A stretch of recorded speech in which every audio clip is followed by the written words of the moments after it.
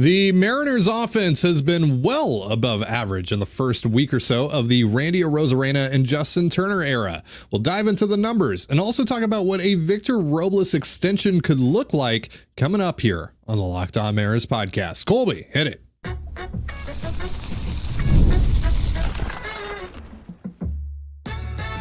You are Locked On Mariners, your daily Seattle Mariners podcast. Part of the Locked On Podcast Network, your team every day. Ahoy, sailors. It is Tuesday, August 6th, 2024. This is Ty Gonzalez and Colby Patnode for the Locked On Mariners podcast, part of the Locked On Podcast Network, your team every day. On today's show, we're going to dive into the numbers on the Mariners' first week plus with their new additions. We'll also tackle a big question right now. What would a Victor Robles extension actually look like? And then we'll wrap up with some quick thoughts on the Mariners' upcoming series with the Tigers. But before we do that, shout out to our title sponsor today, FanDuel. Make every moment more. This summer, FanDuel is hooking up all customers with a booster or bonus daily. That's right. There's something for everyone every day all summer long. Visit FanDuel.com to get started. And if you want to hear from me and Colby even more and help support the show, check out our Patreon. The link is in the description. And you can sign up for a free 7-day trial. All right, so Colby, you and I talked about this on our Patreon show yesterday. Since July 26th, which is the day after the Mariners acquired Randy Arozarena from the Tampa Bay Rays, the Mariners offense been pretty good, actually. Now, they ranked 17th in batting average since then, or now it's 16th after last night's slate of games. Actually, they're tied for 15th, so they're basically middle of the pack. But they are 8th in on-base percentage. They are 8th in slugging percentage, and their 131 WRC plus ranks 6th over their last 9 games. Of course, Randy Arozarena has played in 8 of those. Justin Turner has played in 5 of those. It hasn't been just bad pitcher after bad pitcher after bad pitcher, especially in that White Sox series. They went up against Garrett Crochet. They went up against Eric Fedde. They went up against Drew Thorpe. It took them a while to get to Nick Pivetta, but they did eventually score some runs off of Nick Pivetta. The Phillies pitching staff as a whole, obviously they weren't running out Christopher Sanchez. They weren't running out Ranger Suarez. They weren't running out Aaron Nola. And the one game that they did run out Zach Wheeler, you got shut out in. But still, you were able to score 16 combined runs in that series. And especially on Saturday night, the offense actually picked up the slack for the pitching. So yeah, let's talk a little bit about this offense, what you're seeing right now from these guys. Obviously, it's only a week's worth of a sample size here, but it's the only week we have so far of, the Randy and Justin Turner era, for lack of a better term. Yeah, offense certainly been competent. And, any qualifier you want to put on it about, well, they didn't face good pitching, blah, blah, blah. It's like, okay, well, there are a lot of times where they didn't face good pitching and they would struggle to score 1 run. And now they're scoring 5, 6, 7, a night. So, I think some of those concerns about like quality of opponent, they have to be, changed a little bit, because in the past it hasn't mattered what the quality of the opponent was. This team was still getting shut out, still looking inept most nights for a long time. So, yeah, I think the offense as a whole is certainly better. Is it fixed? I mean, I don't know. Are they going to score 6, 7 runs a night? No, they're not. But I do think that at this deadline, or, over the last month or so, they've added some guys who make contact pretty consistently. They've added some guys who have power. They've added some speed to their lineup. They've added some, a lot of the guys who draw walks. Arozarena draws walks. Robles will take his walks. Justin Turner will take his walks. So I think you can just kind of start to look, and then obviously you factor in Jorge Polanco started to get going around the All-Star break. Mitch Haniger has started to look really good the last 7 to 10 days as well. So you just kind of start factoring in. Yeah, there's some new guys who've come in and they produced right away. There's also some of your underperforming players have come in and they've started to play up to their their potential. And so you kind of have a good storm brewing right now of those, those two elements coming together. So I don't know if it's fixed, because I think,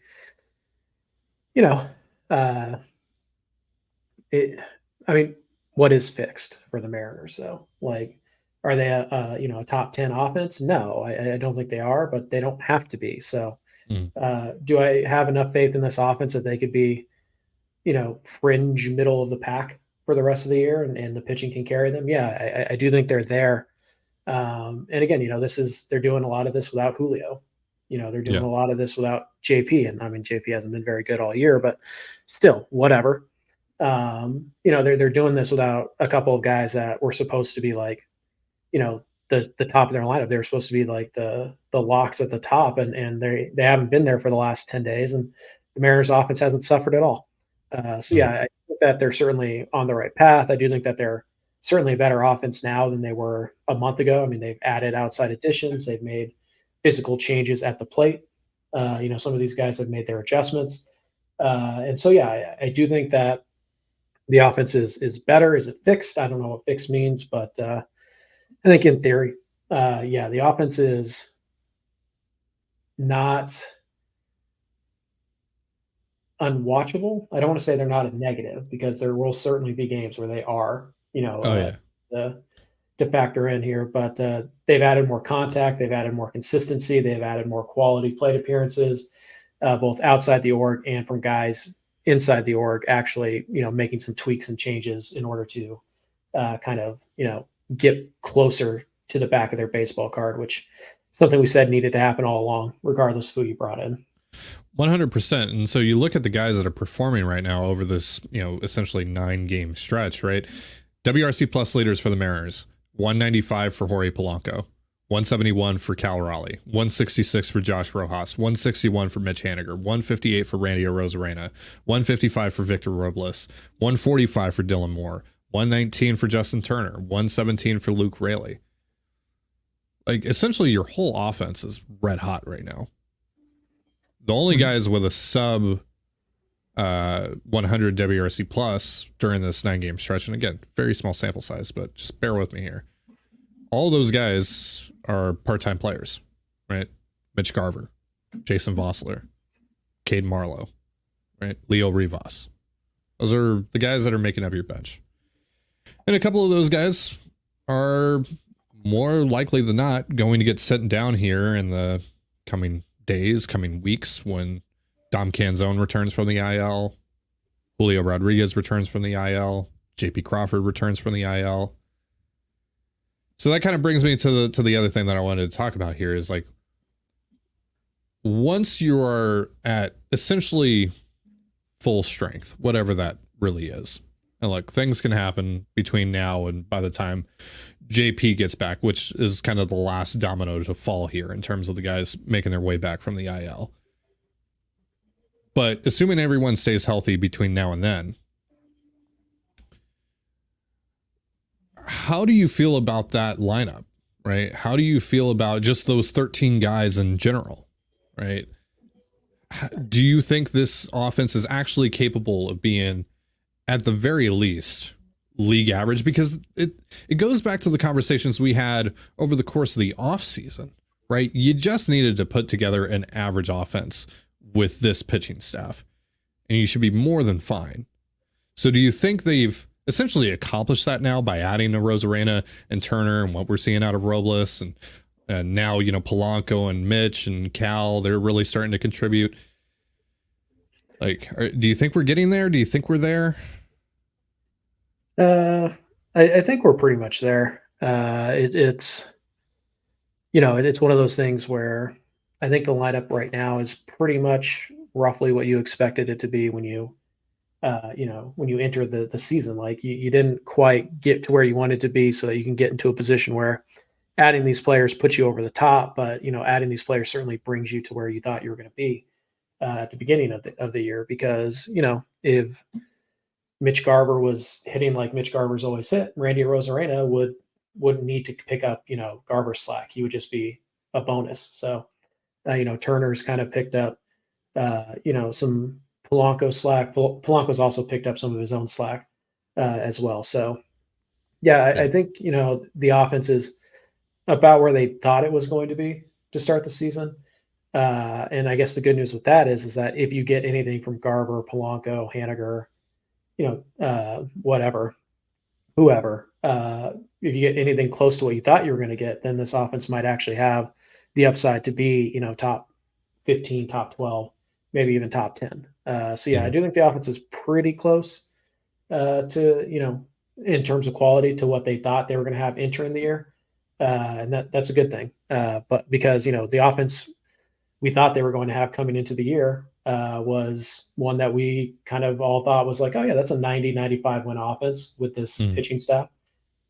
So yeah, I do think that they're basically there. And then there's a little bit of upside here left too, because now what if Polanco is Jorge Polanco for the next 2 months? What if Haniger is Haniger for the next 2 months? What if Garver just turns into, last year's Mitch Garver for even like 3 or 4 weeks at the right time? Like all of a sudden that cranks everything up a little bit. And next thing you know, you have guys who should be hitting 7, 8, 9. They're actually hitting 7, 8, 9 instead of hitting, 1, 2, 3.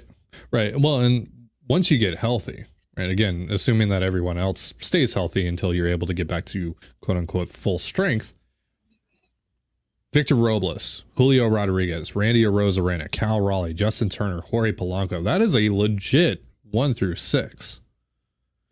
And then your 7, 8, 9, you got guys there that have either at parts of this season carried your offense, like Luke Raley and Josh Rojas. And then you also have the captain of your team in JP Crawford, who, again, has been terrible offensively, at least against righties. He's been really good against lefties, like we talked about yesterday, but against righties, he's been dreadful. He's had a significantly regressive season this year. But still, JP hitting 9? Yeah, I'm on board with that. Absolutely. Like, this lineup has the chance to, I think now, not only be average, I think it can be legitimately solid, good, even. Sure. I think a lot of that's going to depend on Victor Robles and, how much of this is sustainable.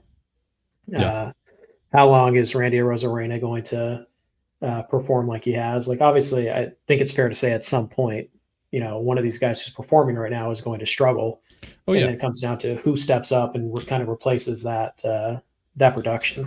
But like you talked about, Victor Robles is a big piece of this. And if he can sustain that success.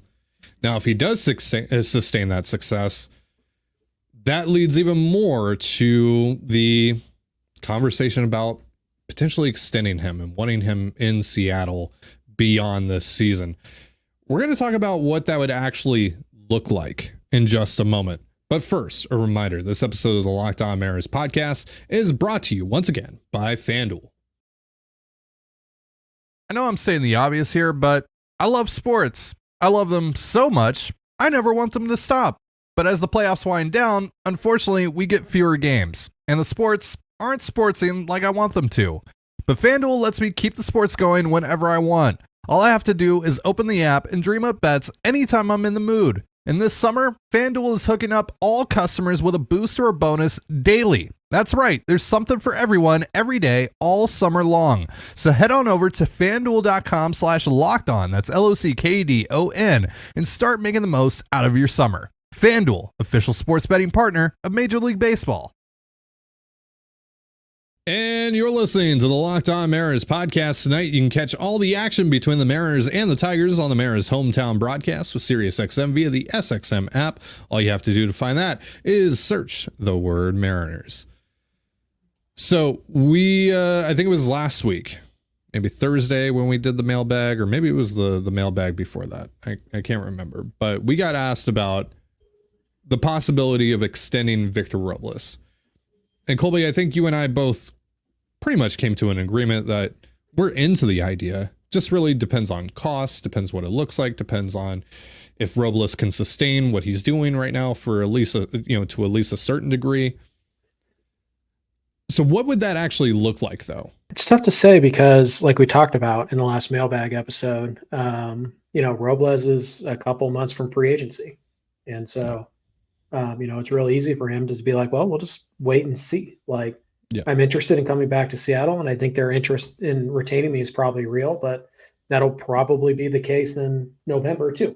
And so I could go out there, get some, other offers, see what my market's like, and then go back to Seattle and negotiate from there. So it's really tough to say. I think if you want him to sign now, it's going to cost a little bit. It's probably going to cost a second year, maybe a second year guaranteed, but maybe not.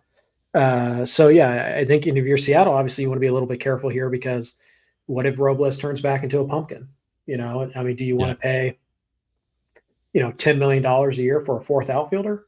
No, you don't. That's something you'd like to fill, with a cheap option internally if you can. So yeah, I think you kind of have to be careful here with these two sides as they try and find like the perfect agreement to come to here. So if I'm Robles, I'm probably looking for some security. So I probably want 2 years guaranteed minimum, but if you're Seattle, you probably don't want to do that. So I think kind of the happy medium here is you give him a 1-year deal. You give him, I don't know, $4 or $5 million, and then you start putting on incentives. And most of these would be playtime incentives, at bats, plate appearances, that type of thing, games played. Because, obviously if he's producing, he's going to be in the lineup, which means he's going to play more. It also means that he's healthy. So those are the things that you're worried about if you're Seattle. If he's playing well enough to be in the lineup enough to hit most of these incentives, then you're going to be okay with that because that means he's an everyday player for you. Right. So, you get pretty aggressive with the incentives too. You can get pretty creative with them. So I do think it's 1 year, $5-ish million, $6 million. I don't know. And then, you load up on incentives and then maybe there's a mutual option with a pretty decent buyout. Maybe it's like a $2 million buyout or something like that. So that way Robles gets one in let's say 6 to 7. Yeah.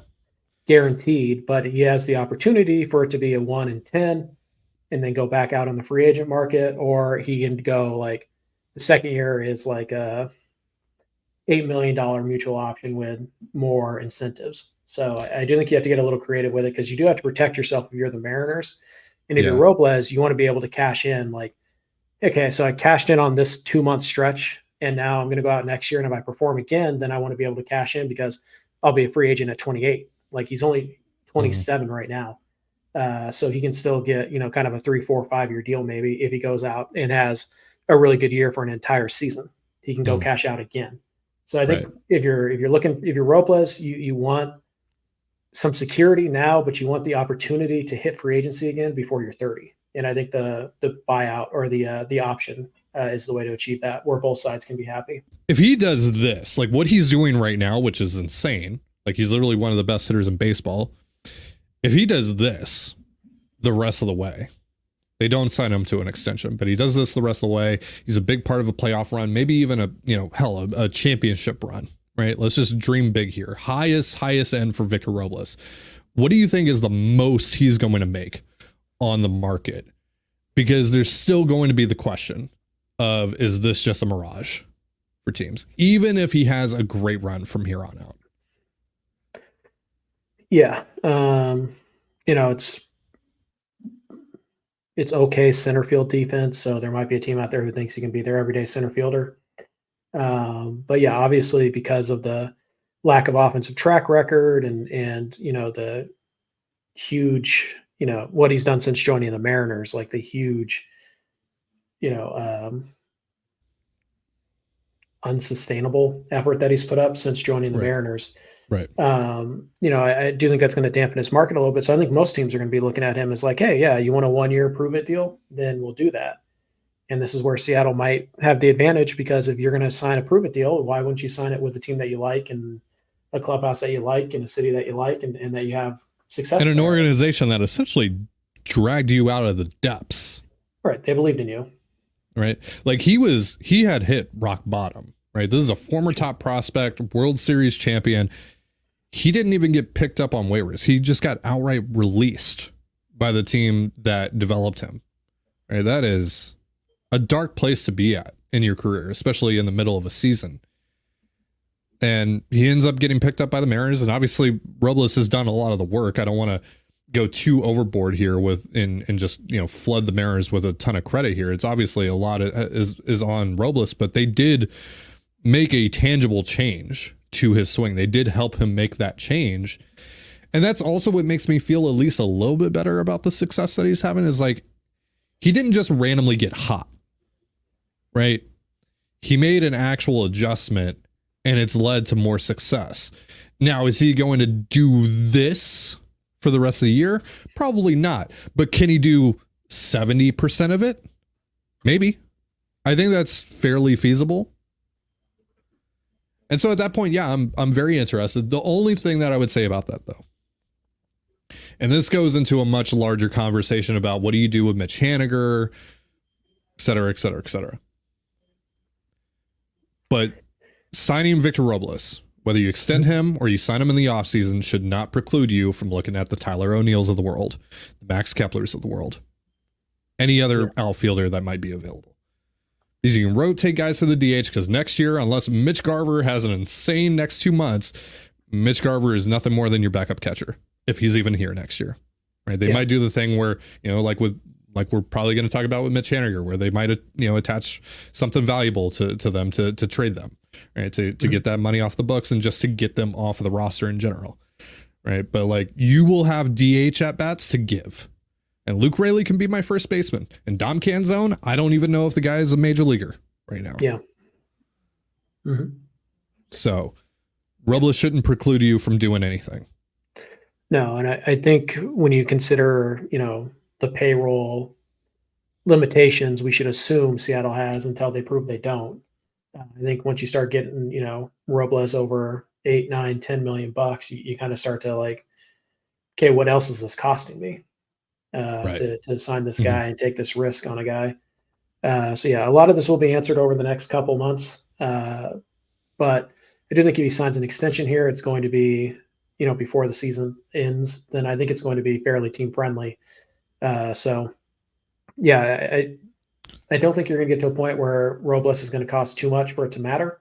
But you do have to be careful there where it's like, okay, Victor wants, $12 million a year, which, I mean, he's not going to, but in theory, if he does, it's like, okay, well, cool. We had budgeted like 6. So what is this extra $6 million costing us? Is it costing us, Jimmy Garcia, or is it costing us, Max Kepler? Like what is this costing us to get this guy signed, who is still a question mark. So there's certainly a point where you're just gonna have to walk away and you have to be willing to walk away.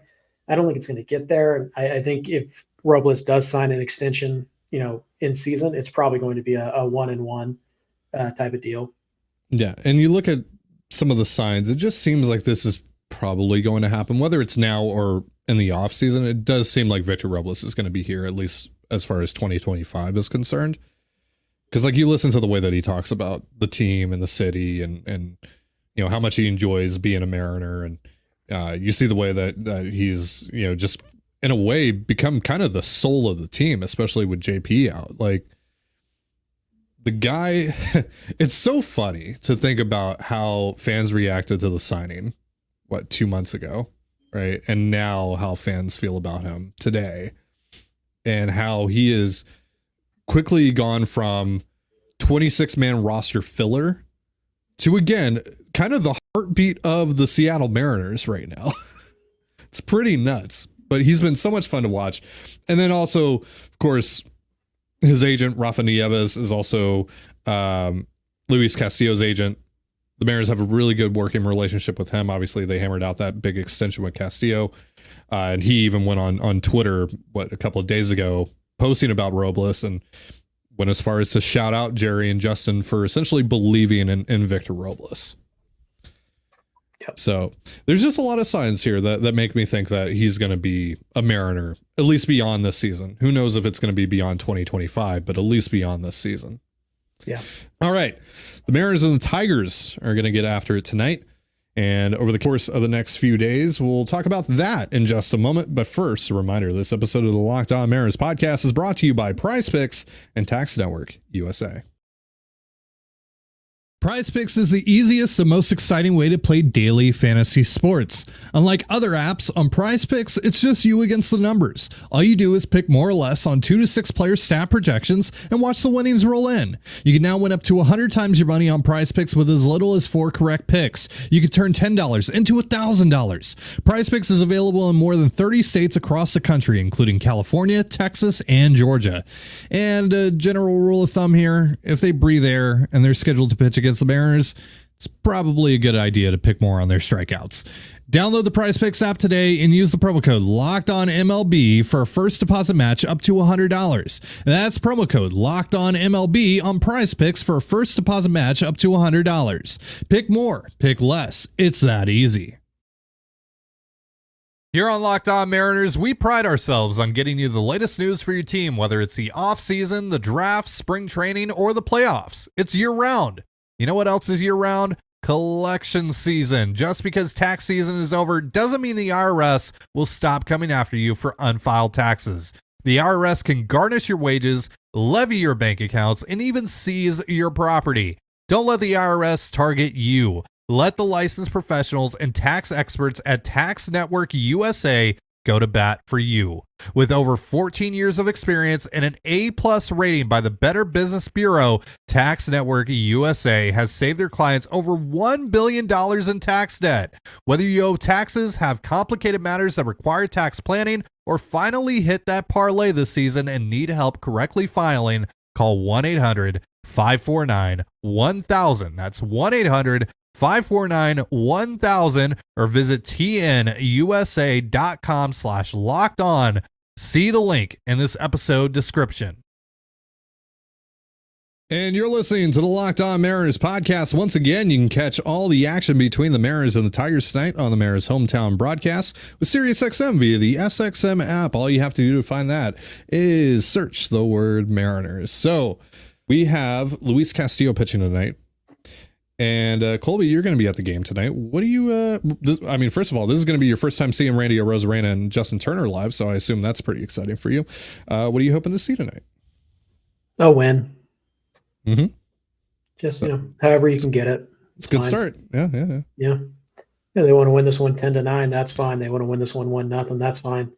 But they probably should win it because they have a massive advantage in the pitching department. Detroit sold a little bit this deadline, so they're not quite as stout as they were even a couple of weeks ago. Yep, don't have to face Jack Flaherty, which is good. Yep, but you do have to face Tariq Skubal tomorrow. So winning tonight is, I would say, imperative if you want to win this series, and you do want to keep winning series. So you got to take advantage of your pitching matchups you have tonight and on Thursday, because tomorrow, now good news is you're countering with George Kirby, so it's still a winnable game.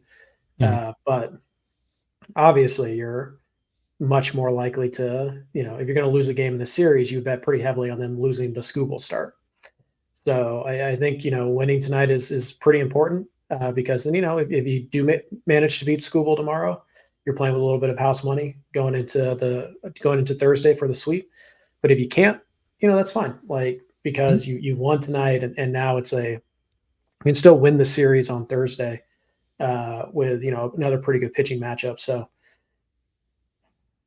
they have to win. At the end of the day, it's go time. It doesn't matter how it looks; you have to win games. You're at that point now, and Houston's slowly started to slide a little bit. You've slowly started to play better baseball. You want to keep that trend going.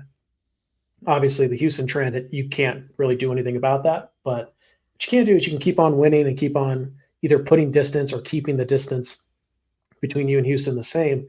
And that is going to factor in because obviously, the further the distance, the fewer games Houston has to make up, or the fewer games that Houston has to play, they have less opportunity to catch you. So even, just an even result where you just stay where you're at standings wise, that's a huge win for the team that's in the lead, this late into the season. So hopefully they can win tonight.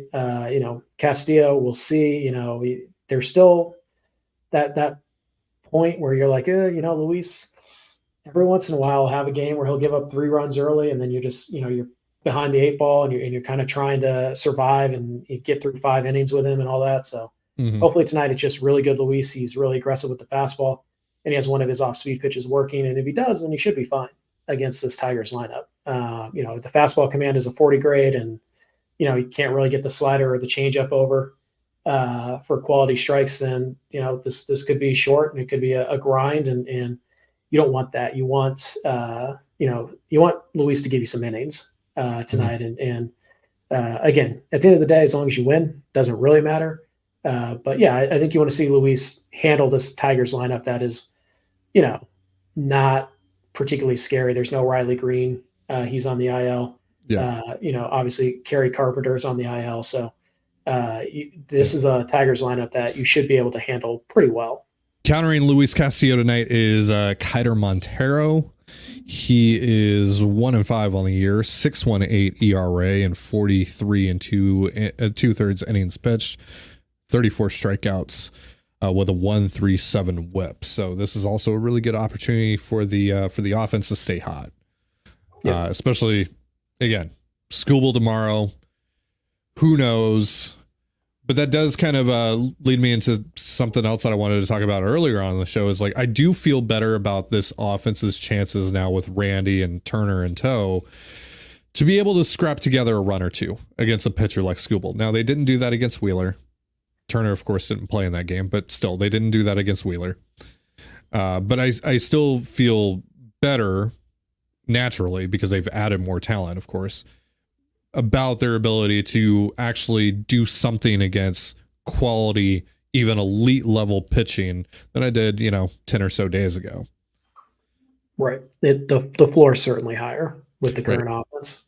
Well, and it would be nice to actually see them do that too, because that's how you're going to have to win in the playoffs, right? Yeah. You're not gonna face Colby Allard and who was the other guy that pitched for the Phillies?